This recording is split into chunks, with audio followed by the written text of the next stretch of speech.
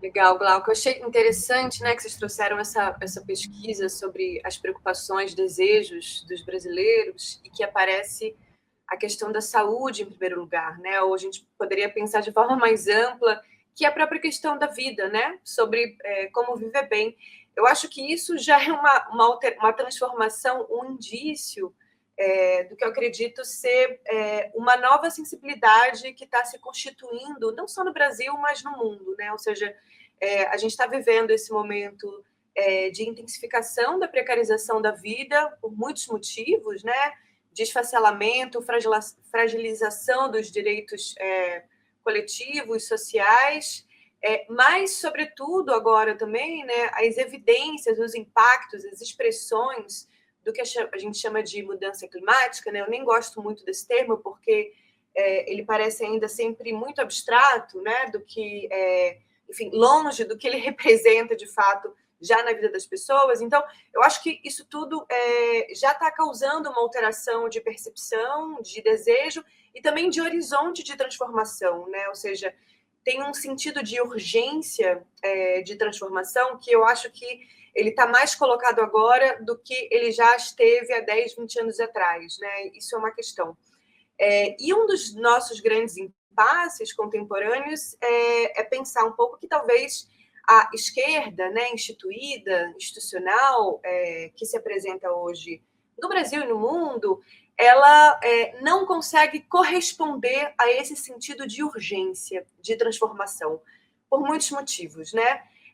Eu acho que tem um problema fundamental aqui.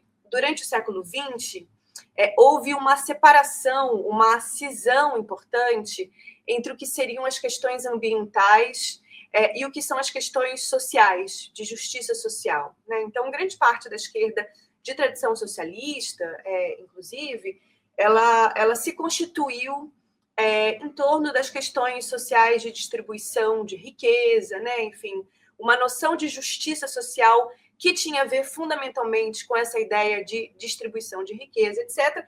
E, do outro lado, foi se constituindo também organizações, né? Enfim, um discurso ambientalista mais ligado às questões ecológicas, que, de certa forma, também ficaram um pouco apartadas dessa outra tradição, né? De pensar as questões da desigualdade e da justiça social.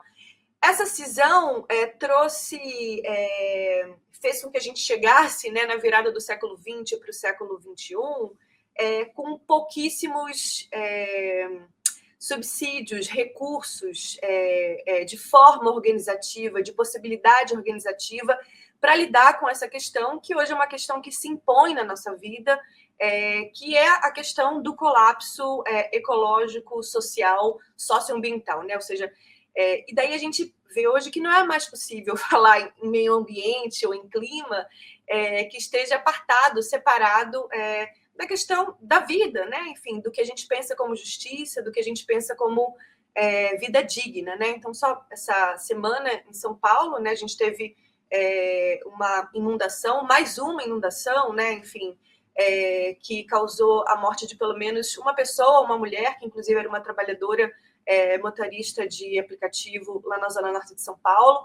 Ontem eu estava acabando de dar uma aula lá no Unifesp, em Santos, falando sobre essas questões, né? E fiquei presa na inundação também, que fechou a saída de Santos para a volta de São Paulo mais de 4 horas. Então, essas questões elas não estão mais num horizonte do que pode acontecer, né? Elas já estão acontecendo e estão transformando a nossa vida de forma significativa.